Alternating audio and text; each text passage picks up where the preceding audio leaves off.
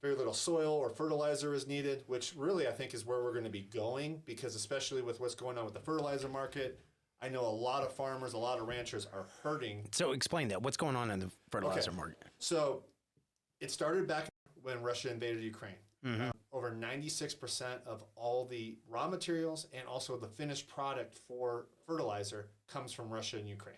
I did not know that.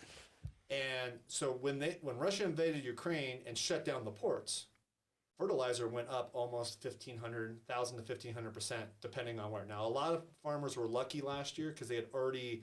Yeah, they already planted and they're already past the fertilizing stages. Well, they hadn't planted, but they had already bought the fertilizer contracts. Okay?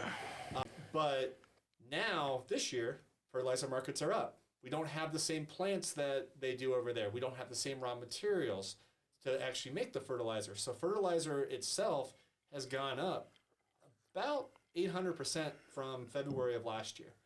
And so some farmers, depending on the size, may have had a contract for about $1.5 $2 million. I know that sounds a lot, but $1.5 $2 million for fertilizer to fertilize their farms.